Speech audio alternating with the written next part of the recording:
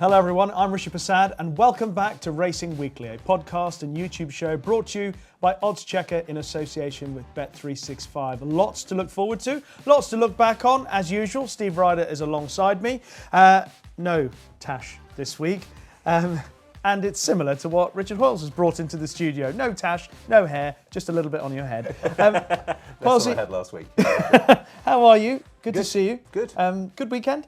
It was, because we got racing over the line, I think. I think everyone rather takes for granted the amount of work that is required from ground staff, and I think full plaudits to George Hill at Newbury. It's his first year in charge, and pretty brave call on Saturday morning to give the go-ahead when it's really foggy. They can't lift the covers because it's still minus 2.5.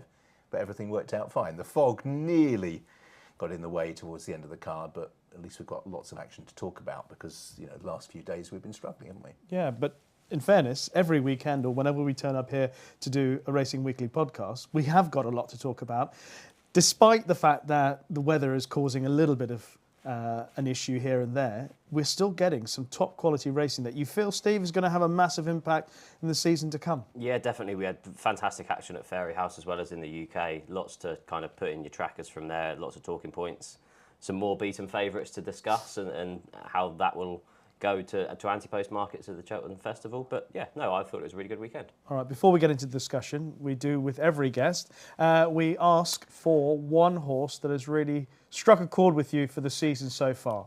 What's yours, Rich? So mine is the John Joe Neal trained Springwell Bay, who I called to victory at the end of a card at Cheltenham. It was a sort of competent victory, one I quite liked because it was rather matter of fact. He had to take a run up the inside going to the last round the home bend, and then idled a bit in front, but did enough. Handicap has only put him up 6, so he's off 1-4-3. They did dip him into Grade 1 company right at the end of last year in a race that worked out really, really well at Aintree. But 1-4-3 is workable. Maybe the Lanzarote, if they're prepared to sit on their hands for that long, because he's around 2.5, 2.5 horse. So, whereas the stables won before? Yes, you know, and the question then will just be what you decide to do for the latter half of the season. We'll be talking about the stayers coming up with Tupu and what have you, but it's not a strong division. But if you wanted to make a claim for that, you probably would have to run in the handicap prior to the Lanzarote. So we'll see, but I think he's a nice horse, and 1-4-3 is very, very workable. I think he'll be in graded company by the end of the year. With regards to the stayers, that's a phrase that's been used quite a bit. A very open division. It's no, it's not a strong division, okay. But it is an open division, yeah. And that's where people seem to be going with that particular race, and we'll talk more about that.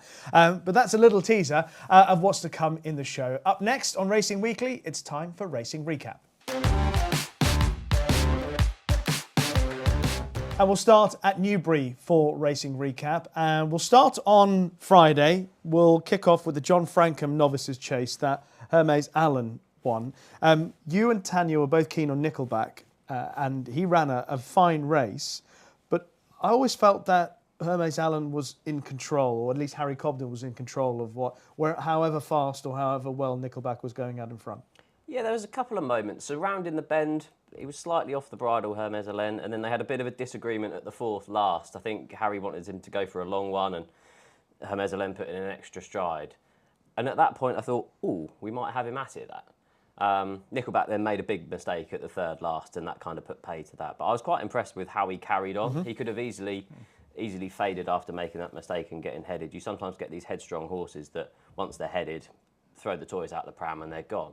I'd love to see him back down at 2 miles. Yeah. I think I said on the show a few weeks ago that I'd love him in the Henry VIII. Obviously, that's not going to happen. It's going to come too quickly. But yeah, back down to 2 miles next time, I'd be really interested to see him. I was impressed with Hermes Allen. It's worth noting that he'd missed a month's worth of work, so that kind of elevates the performance slightly for me.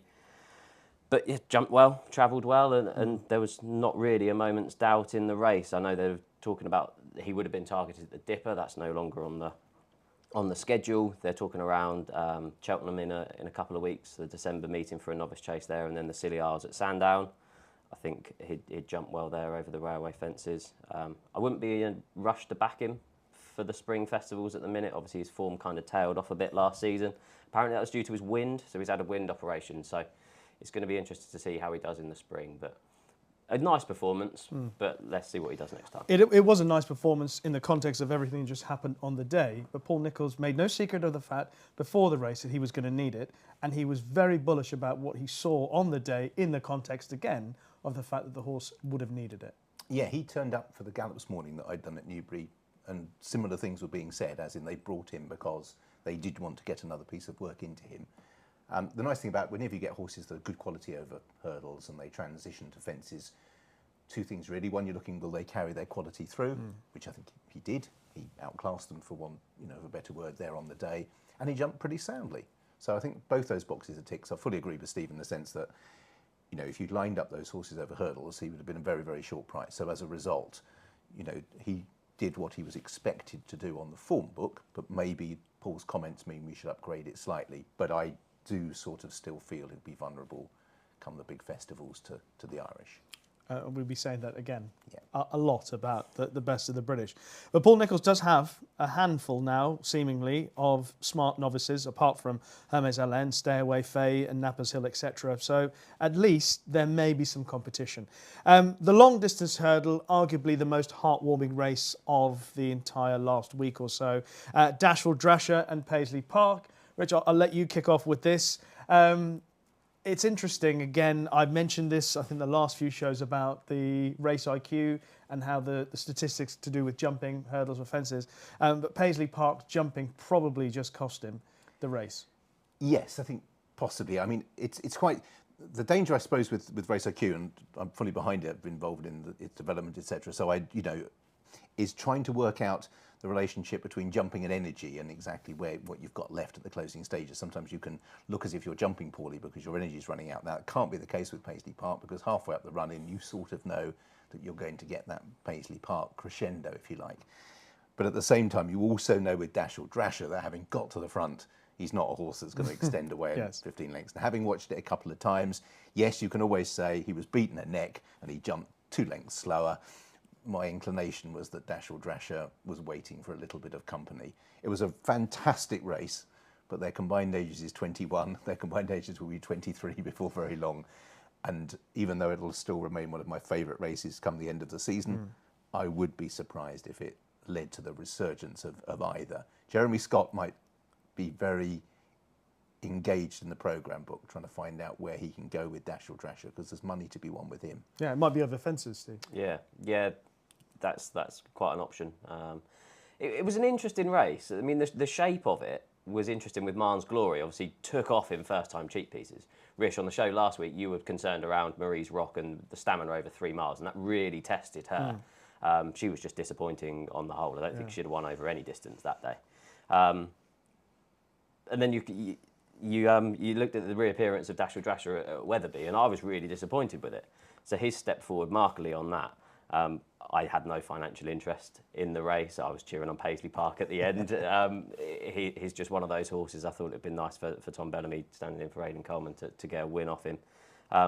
My concern on the race, and I think Richard's kind of has alluded to it, is the form going forward. The fact that you had the 142 rated Flight Deck only beating a couple of lengths at the finish makes you then question that form. They're both 25 to 1 for the Stayers Hurdle. I wouldn't be in a rush to take either of those. I meant to look this morning actually what Flight Deck had been put up to, because you can read that in a couple of different ways. As you say, you can read it that it holds the form down, which is probably the correct way to read it. But you could also be interested in Flight Deck, who actually jumped pretty solidly and only gave best in the last. The thing for me is just that a non-Dasher Drasher type might have gone away and won that by 4 lengths. Yeah. Interesting, I was looking where I'd send him. The Fleur de Lis Chase, do you remember he just lost what's a very valuable prize, normally a very small field at the Lingfield Winter Million meeting. So I think that Cleve hurdle may be, whereas Paisley is going to go long walk, Cleve, and then maybe a final hurrah if he's still producing that sort of form. It's great to see him produce that kick. What is Protectorat heading? Yeah, I was just about to say that. That was mentioned for Protectorat. Was it? Straight after the race, whether anything's changed since then, I'm That not would sure. be That'd be a good. fantastic race, wouldn't it? Yes, I mean, that's a sensible run for Protectorat as well, but it's a bit like not wanting to make the pace in a race, isn't it? Everyone's probably looked through the calendar and thought that was really weak the last few years. I'm going to get a bucket load of entries, but that's where I thought Dasher might end up. Well, speaking of horses being put up in the handicap, the winner of the Gold Cup at Newbury on the weekend, That's All Right Gino, has gone up £11 for winning that race. He beat your horse, who I thought, turning for home, Marlon Mission, it's just a question of a push button at this stage. But it just didn't quite get the job done. He had lost a couple of shoes as well, Steve. Yeah, lost both of his front shoes. I thought it was a really good race to watch. Terrific. We talked on the show last week with Tanya that you needed to be prominent in the race, and I thought Ben Harvey did everything completely right on Mile of Mission. He was jumping well, he'd settled, and coming round the turn, I thought, yeah, okay, we'll test That's All Right Gino's stamina here. He's never ran over further than 2.5 miles. And yeah, just didn't quite get away from him. I thought Gavin Sheehan was brilliant on That's All Right Gino, settled him in rear, saved every ground, scraped the paint up the inside, and obviously Gavin Sheehan should have been at Newcastle, so he was having a good day. Monbeg Genius finished third, further enhanced the kind of the form of the second season chases in the race. I think it's really strong form going forward. Yeah.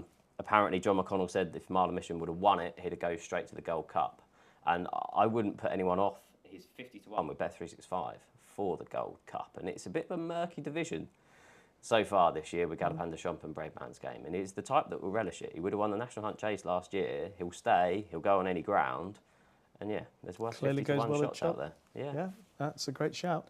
That's all right, Gino. I mentioned he's gone up to 159 now. Rich, is he a 159 horse? Is he ready to step into that open graded company? I think they still feel of him more of a national type than a graded racehorse. I might be very unfair, because probably it's only a new thought for Jamie. I'm sure going into Saturday he wasn't plotting a campaign of graded contests. Wish you'd told me, because I really liked him for the Paddy Power Gold Cup race, and obviously left him alone on Saturday, thinking he wouldn't probably stay either. I mean, you're right. Steve's right about the fact that the profile, when you call that race, you normally know that what's up there is what's going to be there at the end. But he plotted his way right through the entire field. I mean, he's just about stone last, and you think, okay, you've made mid-division, and you're still coming, and then, you know, the stamina warnings of he might be going well, but he might just empty. But even though he looked, well, he settled it relatively quickly when he did go by. Yeah. Turning in, I'm sure you really felt that you had a great chance, Steve, but it dissipated by the time you got to the last, really. Yeah, we spoke around the fog earlier, and it was one of those ones where we had the camera angle from the car, and I thought, wow, this is turning into a right race, couple out, jump in the last, and then, I thought, right, Mile of Mission, here comes your stamina, and it just didn't happen. Yeah. The two carried on pulling clear, which is good. It was a big field without necessarily being quality field. One way Genius stuck to his task, he was off the bridle quite a long way out, which sort of surprised me because he travelled so well in that Cheltenham race that everybody quotes because it worked out so well. Jumping wasn't foolproof. He probably won't go up too much. He probably still got a festival handicap in mind. I know they might also think of the national, but he didn't jump like a national horse particularly. But. Okay. Well done to Jamie Stone, an excellent ride from Gavin Sheehan. Both trainer and jockey are having a terrific season, and Gavin Sheehan is riding as well as anyone at the moment. The Jerry Fielding, a couple of disappointments in the race, primarily under control, but Hansard, I thought, had run well at Wincanton on his comeback behind Rubo, and I thought he was given quite a confident ride by Nala Houlihan. He's an interesting horse in a way because he missed the second last behind Rubo. At that stage, it still looked in the balance, and then he was quite comprehensively beaten. He hasn't really been campaigned like a Gary Moore horse because he blew a mark of, I think it was the low 120s by running in graded races, and ended up running off 138 at the weekend. He won comfortably enough, but I didn't think the overall race was packed full of horses that were ahead of their mark, if I'm genuinely honest. Bad, who's got a rather awkward way of carrying his head, had come over being highly touted from his French form for the Cheltenham Festival last year. He's run okay, but he's had a couple of chances. Brentford Hope's a bit odd, isn't he? Because he beats up horses on bad ground looking as if he's a world beater. Yeah. And then there seems to be a ceiling a little bit lower than you might expect. So maybe Hansard for the Betfair. Could you see him being put aside? Gary's got a good record there.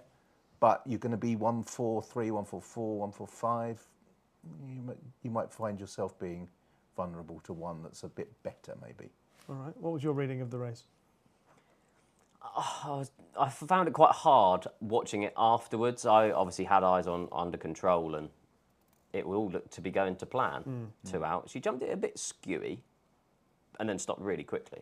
She obviously was huge. I was hugely excited by her. I even was thinking about her as a champion hurdle horse later on in the season. So it's back to the drawing board for her. Hansard was interesting, wasn't it? He was sent off favourite behind Roubaud in the Dovecote last year, and he's been a bit sort of in and out. You can see why all the money came for Bad in the Boodles last year. They backed him into 5-1 on the day. Stepped forward from his reappearance. I thought Harry Derham had found the kind of key to Brentford Hope. I thought he was finishing out his races a bit better, but it was back to the old days of not finding much off the bridle for him. He got a lot, didn't he, for that one? I think it was 11. Yeah. Maybe that was just a... The campaign for these 2-mile handicap hurdlers is kind of already set out, isn't it, really? You've got that valuable race at Ascot, and then you've got the Betfair hurdle. I think probably the top 3 of those will probably turn up in those 2 races, but they wouldn't be towards the head of my shortlist going forward. No. One thing positive I think about Hansard is that physically, I cannot imagine that he's a horse that's not going to improve, because he's the old cliche about being built like a chaser, but he's built more like a chaser than he is a hurdler. And when he ran at Wincanton, speaking of Jamie Moore before he ran, Jamie Moore did say it's kind of a fact-finding mission today to see where we go with him. So it was interesting that they went for this sort of halfway house race, the Jerry Fielden, because you're thinking if you win a race like that, you're then caught in that position in the handicap where you still don't know. So having run in that first race at Wincanton behind Roubaud, you're now still back in the same position, not really finding out. I'm not convinced that he's a top-class hurdler, as in potential to go up, and now he's that high in the weights that he's going to be vulnerable. So, awkward spot for him, but maybe he's marking time till he goes over fences again. Yeah, I'd like to be a conversation and listen to the owners here and the trainer, because I've watched Gary Moore horses for ages, and that 120 mark would have won you a few handicaps at Fontwell before you went anywhere near a graded race. Yeah. But obviously, from the Noel Feely aspect, and they're keen to push their horses forward, and they're not afraid. We've got potentially Love Envoy, taking on Constitution Hill, and that's fine. But you do leave a few races on the way. I still reckon Gary will look at that and think, I could have won 3 by the time I got it. but anyway, he won the one that mattered for them, at least at the Indeed. They're on a good run as well, the Noel Feely syndicates. Okay, we're going to turn our attention to Ireland and look back on a few races that certainly caught the eye. And we're going to start with the Royal Bon Novice Hurdle. And in that race, there was a beaten favourite in there, Anne Tabar, who was one of Gavin Lynch's horses to follow for the season. Now, it gives me the opportunity to mention that there is a day in a life with Gavin Lynch available on the oddschecker YouTube channels, and I guarantee if you have a moment to spend watching it, it is worth it. Absolutely fascinating. In fairness, he does a lot of things that I quite enjoy, like play golf and watch racing and eat, drink, those sort of things. So it was easy watch for me, but I think a few people who like racing, I think quite a few of you, will enjoy watching A Day in the Life with Gavin Lynch, available on the oddschecker YouTube channels right now. From a young age, I was brought racing every Saturday from about the age of 6. Me and my dad were very close, so that's where I got my interest in it. Cheltenham was just huge in Ireland, yeah, massive. People talk about it much as they would about Liverpool or about Gaelic football or anything. Somebody would sooner win a race at Cheltenham with less prize money than win a big race in the flat or something, for $500,000. The prestige of winning at Cheltenham or having a runner at Cheltenham is huge. Yeah. It's a win for Mr. Gavin Lynch. Up in the ante was brilliant. I really enjoyed it. Could talk about Cheltenham all day. If my kids were into it, I could chat at dinner, but they're not. But now I just want to do something different. I've turned 50 recently. Hi, welcome along to Gavin Lynch Racing. It's the weekend preview on Friday evening. Myself and my new pal, Ryan. New pal, yeah, we're new. Well, we were pals anyway. New pal, eh? Right. Huge amount of punters lose money. I would just love to see maybe a few punters, more punters winning, to be honest. I think if I can get a couple of horses, say in the Arkle at 10-1 and 12-1, just as an example, and they were 3-1 and 4-1, the chances are then I shouldn't lose on the Arkle, even if they don't win. Do you know what I mean? Because if you're laying them on the exchanges at 3-1 and 4-1 combined, that's like 5-4. So whatever you've laid out on those horses, you could take some of that or all of that back. It depends how, say, greedy you want to be. But so I think if you're on the right side of the prices, you should be able to balance it. Go on, happy dreams. How are you, Jackie? I'm good. I hope it makes more sense now.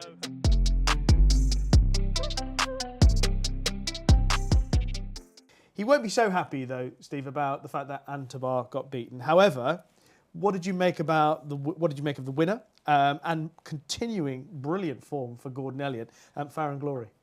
And continuing the form of Jack Kennedy, the fact that he stayed injury-free, touch wood, not glass, is huge for that operation. You often hear after races, oh, well, Jack's been working with American Mike and has got him schooling well. And even after the weekend with Tiupu, he said, oh, yeah, I work him and I can tell he's been improved. And you can tell how key he is to that Gordon Elliott stable. Gordon Elliott has won this race in the past with Bally Adam and Envoy Allen and Mengli Khan, but he had 3 in it, and they weren't particularly well fancied. Jack obviously chose right with going with Farron Glory, who it made me laugh in the interview afterwards. He said he was thrilled that it was King of Kingsfield that was ahead of him, jumping the last. Jack's got beaten at 8-11 and 2-5 on King of Kingsfield, getting mugged late on. So that did make me chuckle afterwards. That run of King of Kingsfield paid a handsome compliment to Slade Steele. He was the one from the entries that didn't get declared. The Rob Corr horse, beaten 5.5 lengths last time. So Slade Steele's well worth putting in your trackers for next time, wherever he turns up, probably in one of those graded races at Christmas. I think connections of Ontoba will probably know that he's a stayer. He won a point-to-point by about 20 lengths, I think, and they rode him like he was a stayer. So I imagine a step up in trip will be for him. Looking back at it, I don't think it was probably the strongest form in the Grade 1 in Ireland that we'll have this year. I thought Farron Glory was okay. I wouldn't be in a rush to take the 20-1 for the Supreme with Bet365 right now. One thing that will be is I think King of Kingsfield will be quite a short price in a maiden hurdle next time. Yeah. And probably worth doing the other thing other than backing it. Yeah. Last year's race obviously proved a very good guide. How good a race do you think it was this year? No better than. I mean, I'll be honest and say that I'm still formulating a lot of the Irish form at this stage of proceedings, and it's quite hard when you see so many of them coming from yet another Gordon, entry with 7 or 8 of them. On the race itself, looking at the race in isolation, I thought Farron Glory possibly just deserved a little bit more credit in terms of getting hampered and missing the last.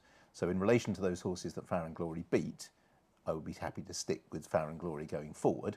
The bigger question is whether or not the field is representative of the top level of Irish form, and I'd be a little more sceptical on that when you look at what Farron Glory had achieved going in and the fact that he was probably valued for a little bit more. Makes me worry slightly that the overall level of the field might not turn out to be certainly as strong as last year, for sure. Okay, yes, that's probably fair. The Drinmore also took place on Sunday, and it produced a horse who, obviously, it's a novice chase, the Drinmore. It had a winner who had won a Grand National, an Irish Grand National. Iron Maximus. I think that was his last opportunity to run. Yeah, I was quite confused actually, because I turned up at Taunton on Thursday, where Matterhorn had run, and spent a good 10 minutes trying to work out that it was definitely the last day of November that Matterhorn could run. And then we had one 2 days later in Ireland win a novice chase, so I'm completely confused as to exactly how you qualified, but obviously he did. I wasn't, again, overly enamoured with the race as a whole. He stayed on well, which wasn't always the case when he was a younger horse in different ownership. I thought he might be a bit soft. Going to the second last, let's be clear about it, controlled the race, was travelling really easily, and I was thinking, looks quite a nice horse, but he emptied quite quickly. Whether he needs a stronger test these days, I don't know. But no, I didn't think it was a race that we'd be talking long about in the months to come. Maybe I'm being a bit harsh. Would you like to talk more about Iron Maximus, or do you agree with Richard? I mean, in hindsight, he's rated 158. How did we let him go off that price in a graded novice chase? But you didn't really know if this would be the target or whether it was down the line. I mean, even Mark Walsh got it wrong and rode the other one. Correct. So, I mean, he was nibbled at 11-1 at the off. I thought he could kind of beat some non-stayers, really. Let's be clear about it. I think he'll go back to 2 miles. Sharjah again, jumped and travelled okay, but weakened late on. He'll be back down to 2 miles. I'm not sure if he'll now reach the heights as many were expecting, given his rating over hurdles. Like Richard said, it's kind of a bit lukewarm. Iron Maximus has looked a lot less quirky than he did in his early days. He hung and he needed to be kept away, and he jumped poorly, and he was relatively straightforward. I thought Jody McGarvey gave him a great ride, taking that opportunity well. He's 33-1 with Bet365 for the Gold Cup, 25-1 for the Grand National. I'd be more inclined to back him for a national. These kind of, I know I just said he's less quirky now, but these quirky sorts can really take to a Grand National at their first attempt over those fences. And if he could get into a rhythm, I think 25 to 1 is a fair price for him. Okay.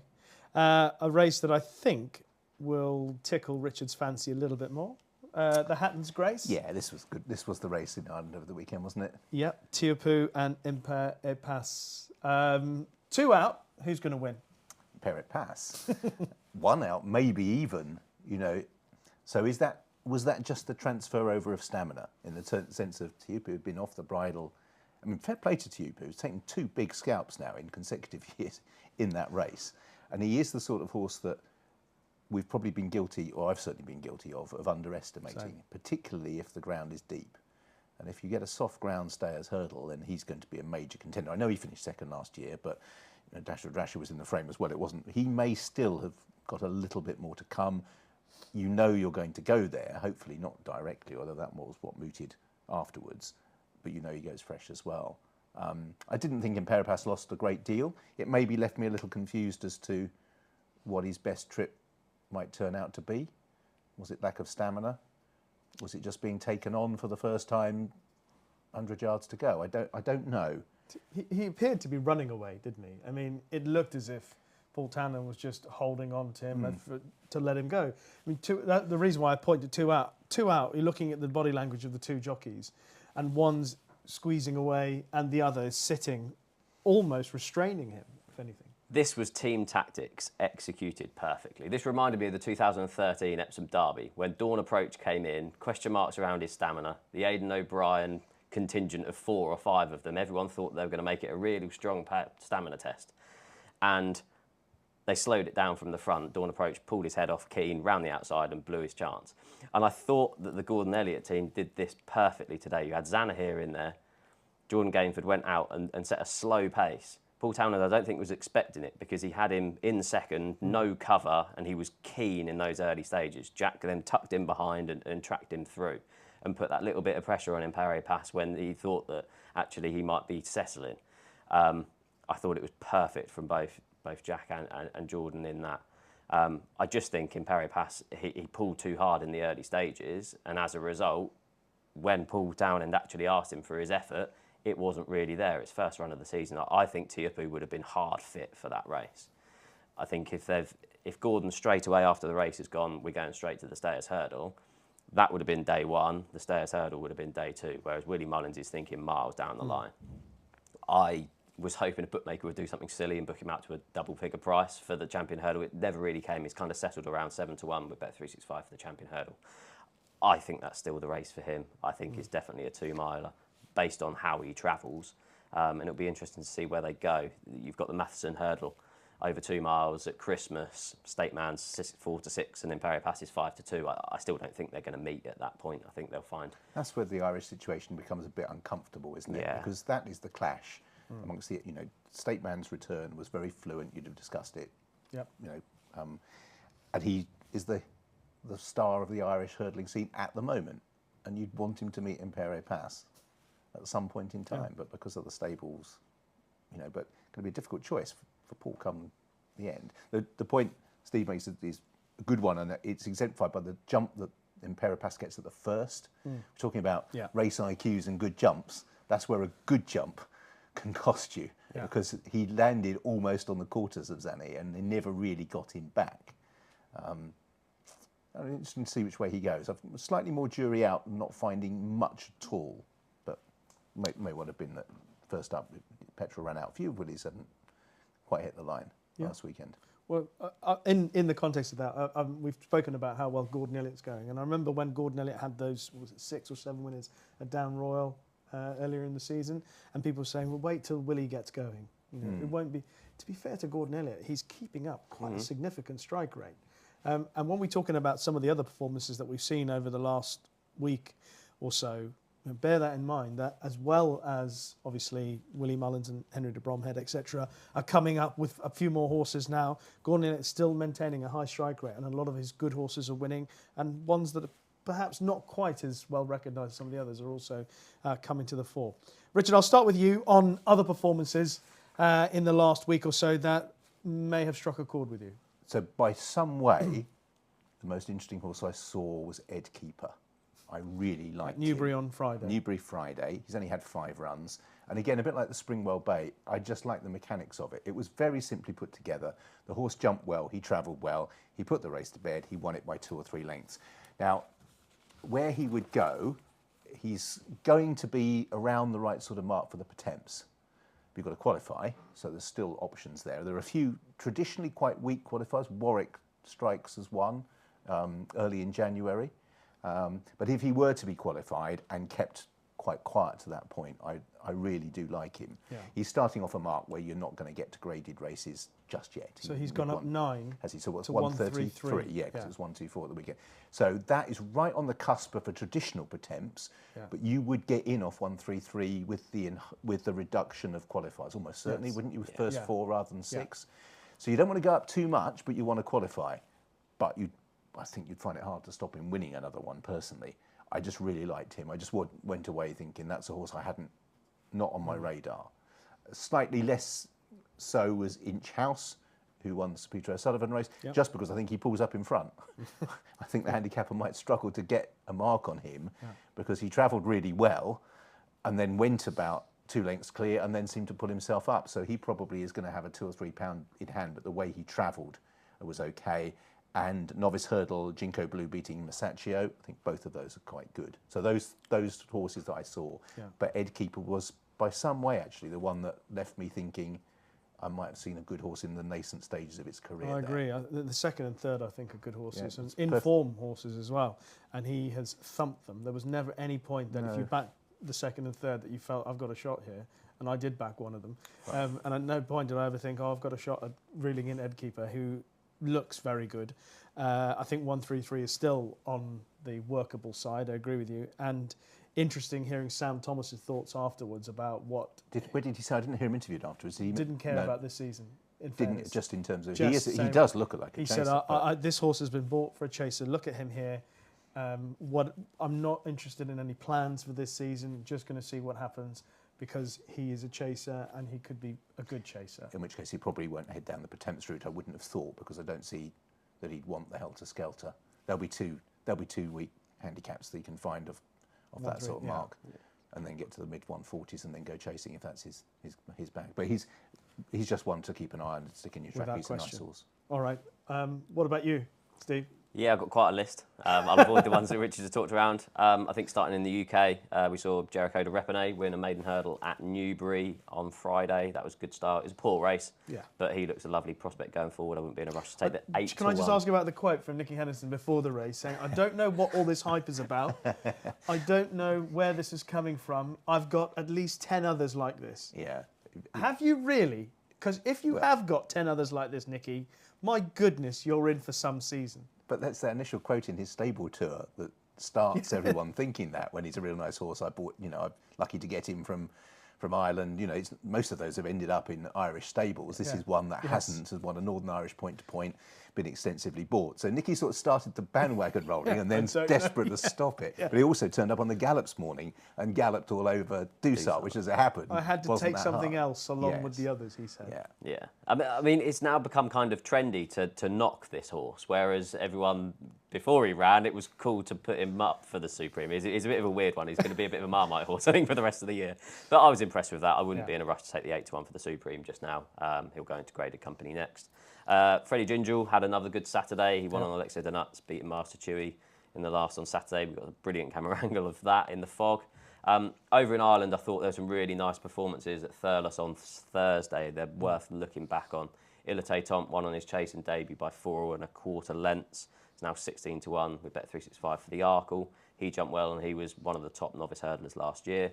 That started a 5-timer on the day for Willie Mullins. He had Classic Getaway win that listed chase, beating Horton Couleur. I think he'll probably struggle the rest of the year. He's now going to have to go up to kind of grade 1 company. I'm not quite sure he's up to that level. Fun. Won a poor mare's maiden hurdle. But she's now 10-1 with Bet365 for the mares and novice hurdle at the Cheltenham Festival. It's worth remembering that she was 5-1 for the champion bumper last year.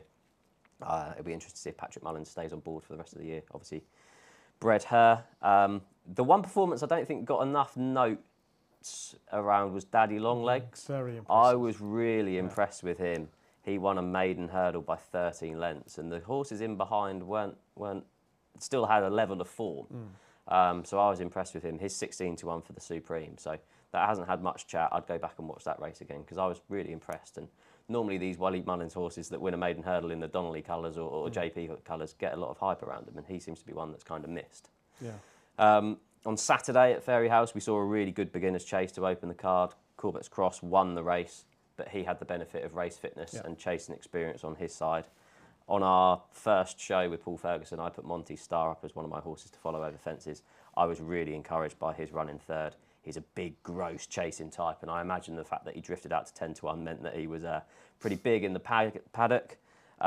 He jumped well, travelled well, and just got tired later on over 2 miles 6, so step up to 3 miles. He was 50-1 for the Brown Advisory at the time. He's now 40-1.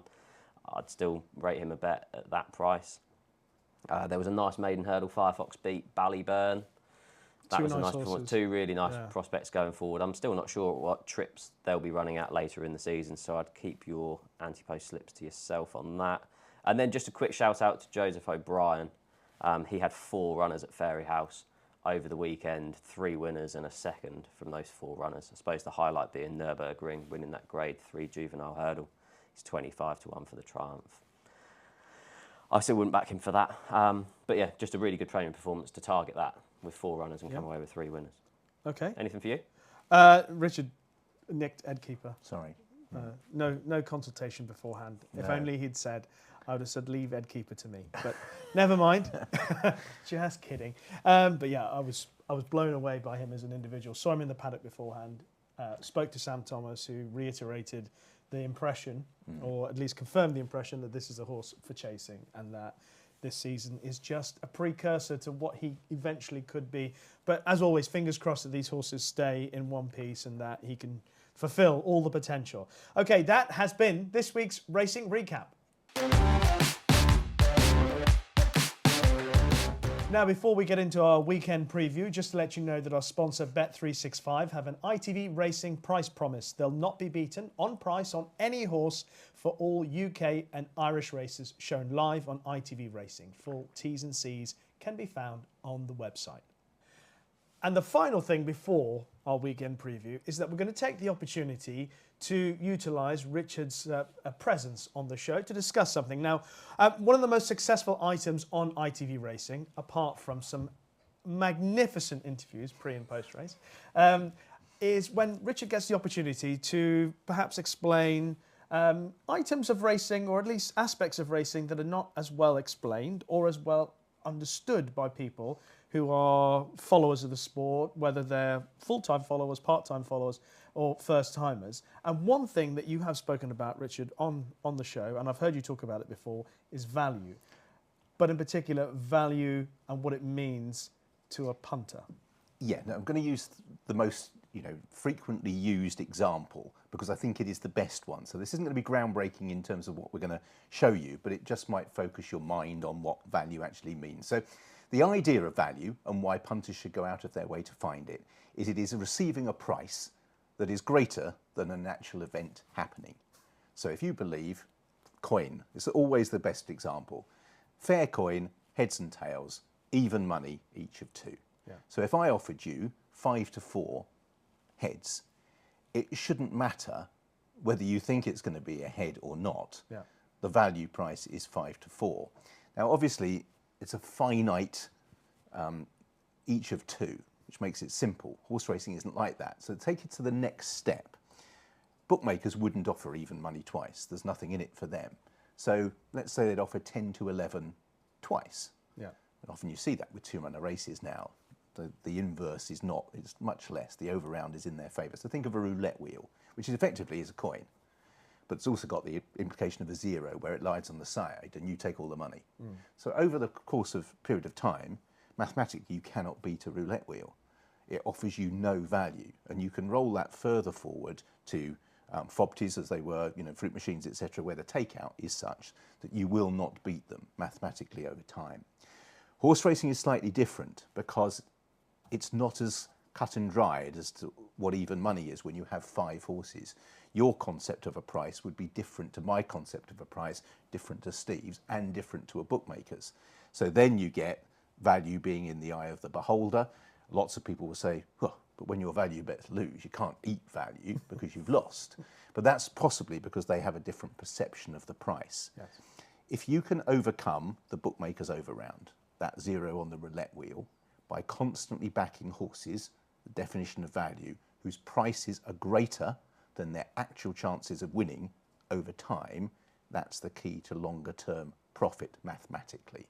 Putting it into application is far harder because there's lots of different variables and a great margin to overcome in some instances. But that's the concept of value. So when somebody says it is a value price, in their mind, the return outweighs the price that's being offered.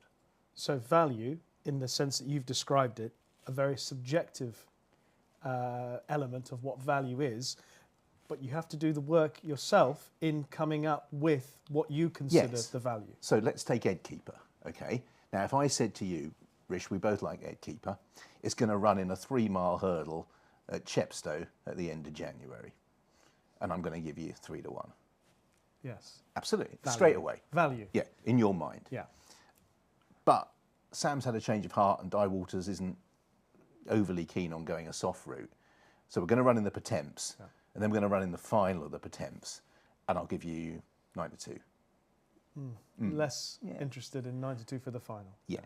And so the point being is that if you fancy a horse, it is where that horse runs and the opposition, in which leads you to do the maths to decide what value is. I've used extremes. Yeah. And the problem is, of course, it's not extremes most of the time. Sometimes it will be. Sometimes you'll see a horse, you love it, you'll back it more or less wherever. That's fine.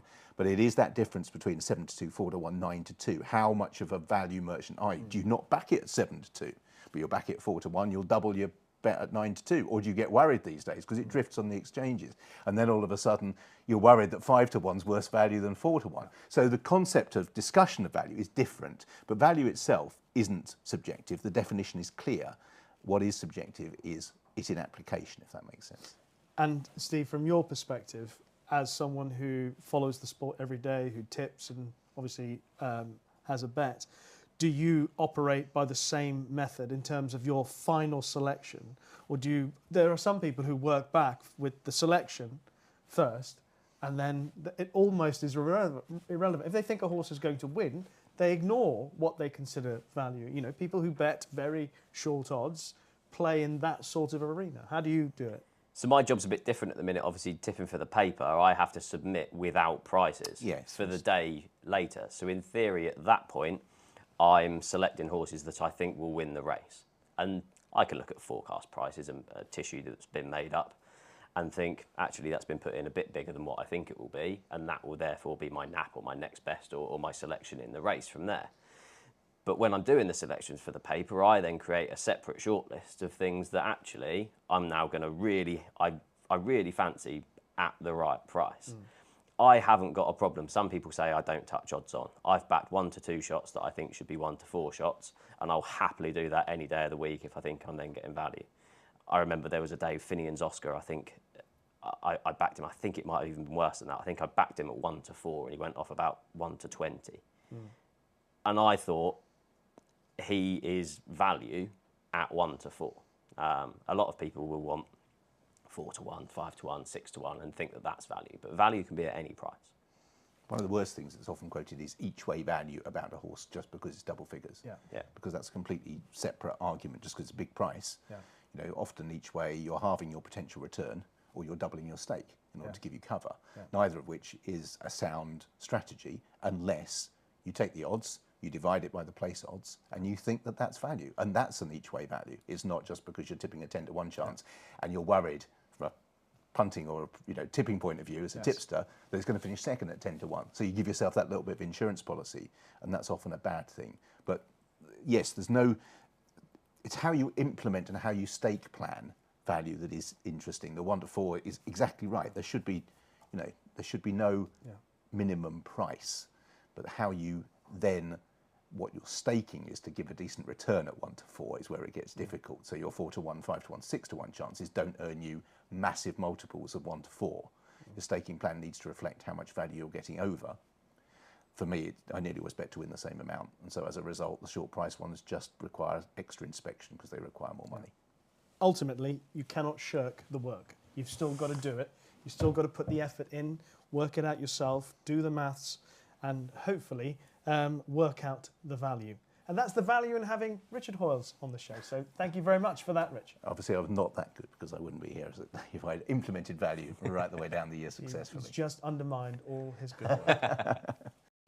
Okay, we are going to press on now with our preview of the racing to come. And Sandown hosts the Tingle Creek meeting. John Bon is the 1-3 favourite to win the Tingle Creek. And of course, Steve, he produced, I thought, a terrific comeback at Cheltenham. I thought he was superb. He looks a better horse, I think, than the one that finished off last season, even though he was not bad at Sandown. Yeah, I thought he was brilliant in the slow chase, absolutely blown away by him. I thought it was a fantastic reappearance. You've alluded to the celebration chase last year. It's worth looking back at that race. He obviously beat the reopposing Captain Guinness by 3 3/4 lengths that day when he was still a novice. So you can understand why he's such a short price in this. If you look through his rivals in this, Edward Stone heads to the Peterborough Chase rather than running here. Nube Negra, disappointing on his reappearance and will want better ground. Haddox de Zobo's relatively interesting. Would have been interesting to see if he'd have won last time when he obviously fell at the last, but he's a handicap of mark of 146 really. He's got £20 to find with John Bon in this. So yeah, I think John Bon wins this. Hopefully him and El Fabiolo remain unscathed and meet in the champion chase, because that's a proper matchup. How do you see it, Rich? Yeah, pretty similar. 1-3 value? Depends who turns up, I suppose. You take 1-3 at the moment, no, just because, there's still a couple still of... potentially in there. Yes, you're not aware of exactly what the... I don't think... So I interviewed Ollie Harris as part of the ITV Racing podcast, which is about to be released, and he thinks... Well, he gave us the impression that Tom Cannon would ride Haddox de Zobo. At that stage, I thought that might be because Josh might ride... Noel Houlihan, would ride Editor Gigit. Yeah. And I spoke to Josh Moore earlier on in the season. He thought Haddox de Zobo might be better going left-handed. But the owner started life going racing at Sandown. It's a massively important day for him. He's got Will Mount running elsewhere on the card. So that's part of the reason he's going there. Other horses, Boot Hill's still in there. So far he's only been a handicap. And Newbury Negra I don't think will get up the hill. John Bon really impressed me first up. He just seemed to have that cruising speed. Nico fired him at the fences, 100% I think he appreciated that. But he responded to it. It was a really good performance. The sort of performance we've seen by a whole host of tracers that have dominated that division. Talking about open division, Stayers Hurdle, Gold Cup. Traditionally, the 2 mile is the one you can win year in, year out, avoiding injury. If you do, right the way back to Badsworth Boys and Burleyman's, and you were top of that tree for a while, Sprinter Sacras. So yeah, I think John Bon is taking the obvious route, and it is only when we reach Cheltenham that he'll be tested against the other pretender, which would be a fantastic Anglo-Irish clash. But no, it wouldn't be a race I'd spend a great deal of time analysing, to be honest. Okay. I agree with both of you. John Bon, straightforward, but I am excited about the potential for Haddox de Zobo. I'm sure he's a better horse than where he's currently rated. This hasn't happened, so the one thing I'm leaving, I'm still bemused as to why you wouldn't run Shishkin here. If you really want to run, he was 6-5 favourite last year for the race. You give yourself some insurance if John Bon tips up. I'm puzzled because one thing I noticed is it's really cheap to supplement these races. It's only £6,000. It's only 4,600 for the King George. So these anti-post markets, when you're looking for value, be careful, because not this one, but other ones at supplementary stage, particularly the King George, it's cheap. I'm very surprised that he doesn't run here. Okay, well that brings us on nicely to the Fighting Fifth, for which Shishkin appears to be a runner this weekend. The race obviously moved from Newcastle to Sandown. Constitution Hill is more likely to run in the race than he was 48 hours ago, according to connections. And he's the 8-15 favourite. Love Envoy 9-4. You Wear It Well 9-2. Shishkin is in at 8-1. Irish Point 12s. So how do you go about this race? I mean, do you just leave it, watch it? Well, obviously, Constitution Hill's participation or not means that the whole complexion of that changes. I'm going to sound a bit whingy all the time here. This shouldn't be run here. This should have been run at Wetherby or Aintree. Agreed. And not just because of the north angle, which can be a bit patronising. It is a left-handed Grade 1 2-mile race. We have a right-handed Grade 1 2-mile race over Christmas, and whichever way you cut it, and it may or may not be true, the feeling is it was partly pressure and partly the number of Southern declared horses that meant it was run here. Yeah. And I think that's wrong. I think whether it be, about the prize money being put in and all that sort of thing, it's not quite as simple as that. And I know Nico wouldn't have been there and it would have been difficult if Constitution Hill had one to. I know all of that, but surely the venue should come first. I agree. And then the horses. I think that's the most valid point. If there was Newbury on and the race was run at Newbury, it wouldn't matter. It's the fact that it's left-handed on a flatter track than Sandown. It's a more similar test to what Newcastle would have provided than what Sandown is going to provide. It's a completely different ball game. Do you? I'm in complete agreement. Two people that will definitely be thrilled the fact that it's at Sandown is Noel Feely and Harry Fry, because Love Envoy's 3 from 3 at Sandown. Will love the track, and by the look of the drift on Constitution Hill, his participation is definitely in doubt, and she would be, straight in there as the most likely winner behind. When we previewed this last week, I thought the most likely to follow home would be You Wear It Well. But with that Sandown form, I do think Love Envoy will probably just edge that now. She'll want a strong pace, drop back down to 2 miles. But you've got You Wear It Well in there to do that donkey work, Not So Sleepy. It'll be interesting to see how they ride him. Even if Constitution Hill runs, they'll make sure that he gets his own gallop and can make all as well. So, she'll want a strong pace, but Love Envoy I'd be interested in. All right. But the uncertainty of Constitution Hill's participation leaves it a race that you've got to sit back for a moment before you know for certain. Yeah, assuming Shishkin jumps off, and even, whilst I would prefer to see him over fences because I think that's probably more relevant to where he's going to go, any ideas where you think he would finish? Shishkin? Yes. Let's assume Constitutional isn't there. Okay. Shishkin is. Nico rides. Where do you place him? And that's the thing about the value aspect of it. Should he be a 2-to-1 chance or an 8-to-1 chance? Because in a small field, that makes a huge difference as to how you price everything else up. Okay, from all that you know, imagine Constitution Hill's not racing. Where do you think? Let's go. Where do you think Shishkin would? Second. I think he's got more of a chance than what the market suggests. Yeah. Part of that, what is he, 8-to-1? Yes, he's 8-to-1, is because of the uncertainty of him jumping off. I think his in-running price, as soon as he jumps off, will be shorter than that, and I'd rate him about a 4-to-1 shot, because I do think he'll do that. But that has to be now, with Shishkin, part of his pricing. Just brings back all my old betting shop days of all those punters that were loitering by the counter as soon as the old days, and then we'd charge forward. Sorry, I can't take it. No, exactly right. Pain of death. And then kick off. Kick off. No, it's a fascinating one. And I suppose the other fascinating one is so many bookmakers these days tend to give, generous refunds of monies as to whether or not the price is influenced these days incorrectly like that. If you're going to give justice refunds, because it's always surprised me that this is always put forward as being, almost negative for the bookmaker, or you must refund your money. Well, fair play. If you want to deem it a non-runner, that's a massive rule 4 for Pick Dory the other day. So, a story that Steve went in some depth about, an option that he'd thought up last week. A passionate plea that no one ended up implementing. Just give him 2 prices. Just have Shishkin at 8-to-1, and then you can have your money back, or you back him at, the other way round. But back him at 4-to-1 and we'll give you your money back, or back him at 8-to-1 and your anti-post rules apply. Well, either way, whether he started or not, if he did start, I'd still be against him.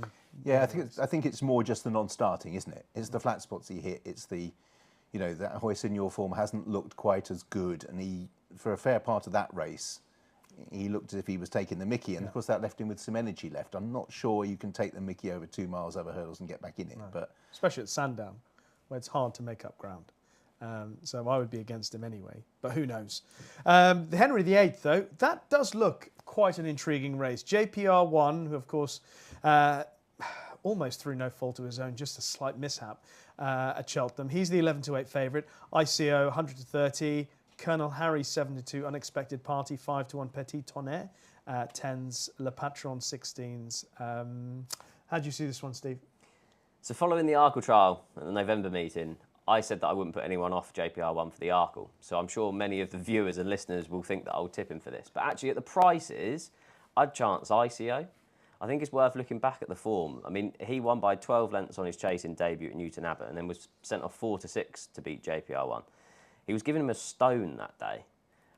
He was beaten 13 lengths, tailed off, eased late on, off level weights. So off level weights in this, at nearly 3 times the price, I think he's probably too big of a price there. If you look at his Sandown form, he won the Imperial Cup last year as well on bad ground. And the form of that's been boosted. Knickerbocker Glory then won the big race at Ascot on there as well. So, yeah, 100 to 30, I wouldn't mind ICO in this. Okay. You like Perfect anything? description of value in your mind there, really. Yeah. Because, that's the point. JPR1's going to have a lot of people who, but for the fall at the last, it would have been an imperious round, Sandown favours, jumping. Different way round. You're never quite sure what mark a fall has left. We haven't seen a horse jump another fence. The other one who's semi-interesting because of the trainer's ability to follow patterns is Colonel Harry, who won the same race That's All Right Gino won at Chepstow. It might be a bigger leap, literally, for him to actually max it with the likes of, you see on JPR1's form lines, but it is interesting if he does line up there that is a I like Colonel Harry. He's won over hurdles at Sandown. I think a lot of people probably underestimated his performance first time up because the ride that the second horse got was a quiet one after his chance appeared to dissipate through the closing stages. But I think Colonel Harry, if you watch back his performance in isolation, he's improving as the race is going on. And it was interesting because I actually thought he was going to be ridden aggressively, but it was obviously his first time ever fences at Chepstow. And he was brought into the race, he was educated through the race. And I would hope that he's given, he doesn't have to make the running, but I like the fact that he learned from that. And I'll hope that next time here at Sandown, coming up this weekend, that he will be given a slightly more prominent ride in a bigger field. So I think he's got more potential. I think he might be a very good horse anyway. I like what he did over hurdle, so I thought of the horses when you're talking about value, I'd prefer to go 7-2 Colonel Harry than JPR1. The other thing about JPR1's run at Cheltenham, he was given a soft lead out in front. They just let him go. And my thinking is if Colonel Harry runs, he might not give JPR1 all that, because you can't make up ground at Sandown, too much ground. So, no, I fell victim for that in the past. I remember a horse, and name's going to escape me, it began with M, that I honestly thought was an abject non-stayer. And Twist Magic used to win round Sandown, but never used to get up the hill at other places. And you're thinking, but Sandown doesn't strike you as you stand there at the pond fence and look up that it should be stiff. But for some reason, pace seems to hold up quite well there for non-confirmed stayers, at least in the 2 mile division. All right. The Beecher takes place at Aintree. Last year's winner, Ashtown Lad, is back to try and win the race again. Percussion's in there, who has obviously an outstanding record over the national fences at Aintree, placed 3 times over them.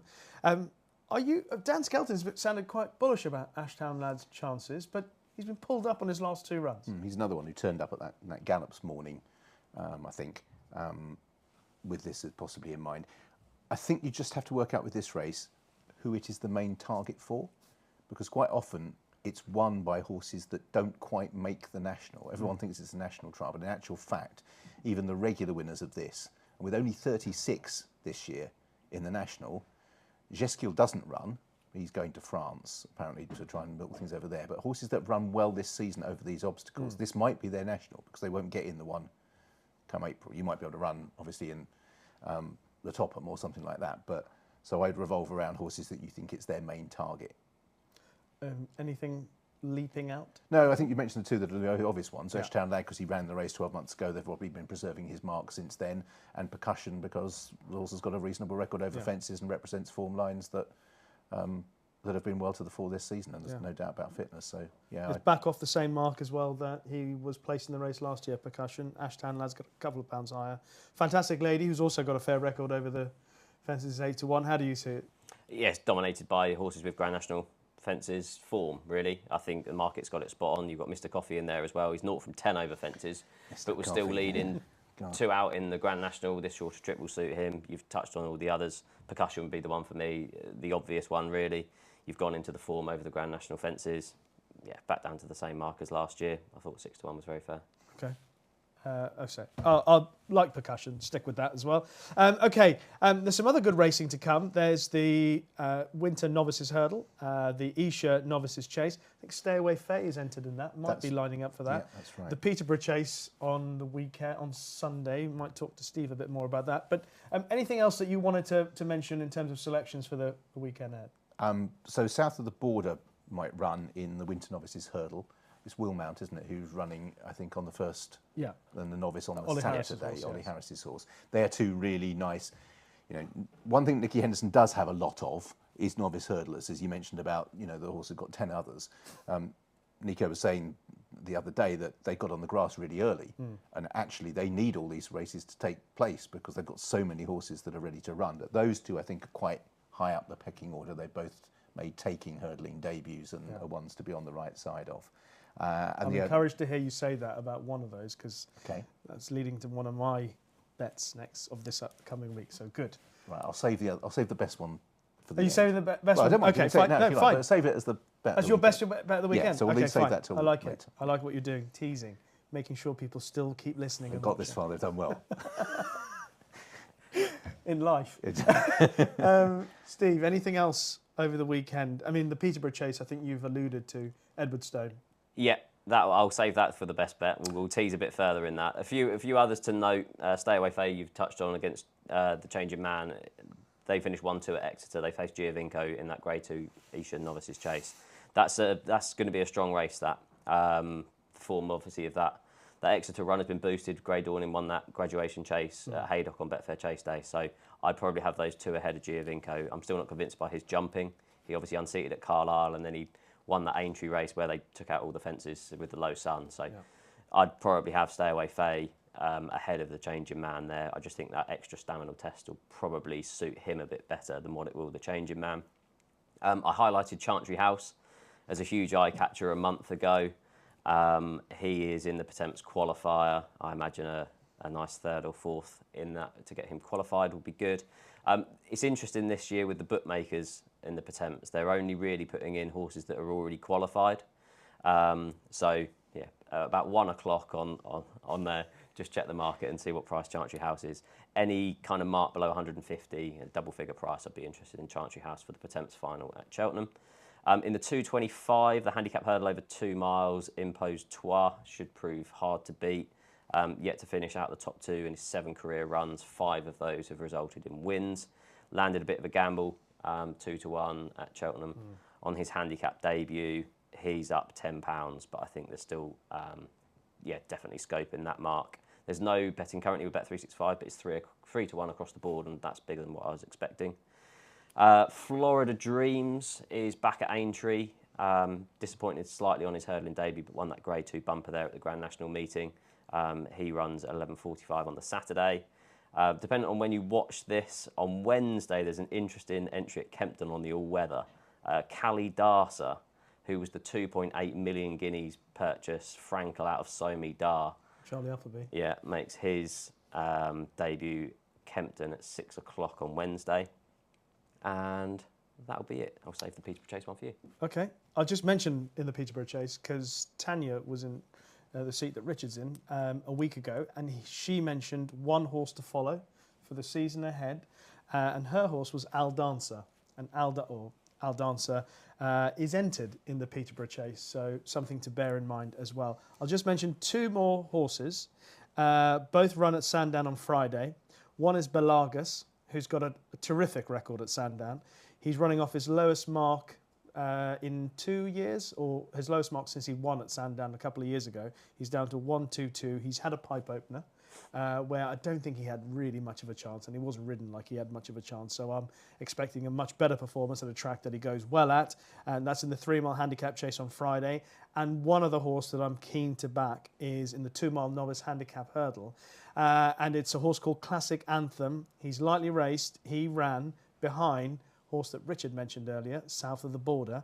He was the only horse that really got to South of the Border in the race. South of the Border then quickened away, and Classic Anthem eventually got passed by a Nigel Twiston-Davies horse, finished back in third.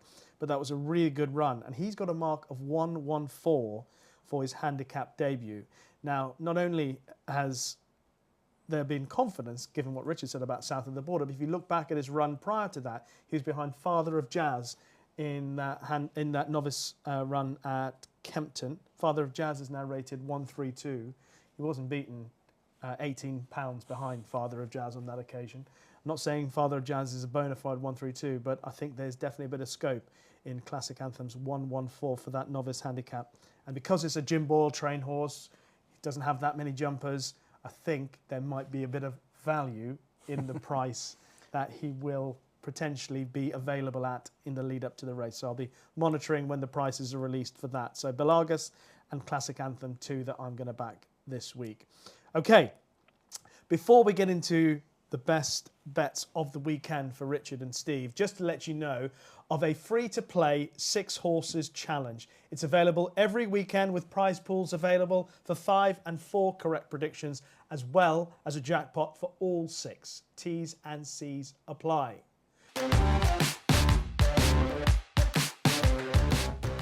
So into the closing stages of this episode of Racing Weekly, and it's time for the best bets of the weekend, starting with Richard Hoiles. So my best bet of the weekend is Zambella, who lines up in the rescheduled Mares Chase. You've got to get up pretty early. It's 11:10, I think, the off time at Aintree.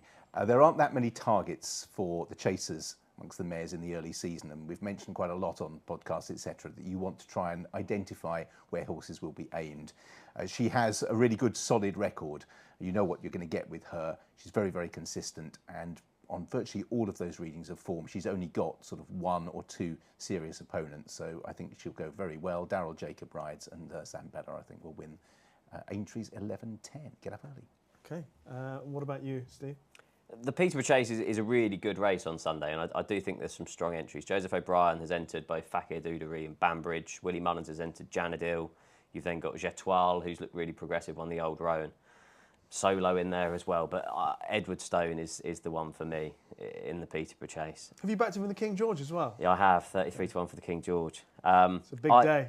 I love these 2-milers going up in trip. You've only got to look back. You've got Sizing John, started out as a 2-miler, went on to win the Gold Cup. You had Underso, bit of a tearaway over 2 miles, won the Ryanair Chase. You had Q Card running in Supremes and Arkles, won the Ryanair and the King George.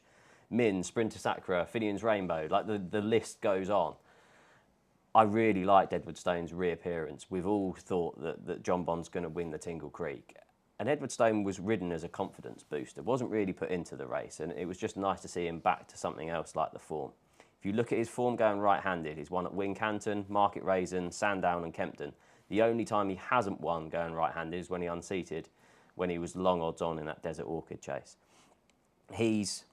There's no betting out for it at the minute, but if some of those Irish entries go in it, he might not even be favourite for this race. He's top rated 165, and I think he needs that step up in trip now. So I'm really confident around Edward Stone for the Peterborough Chase and for the King George.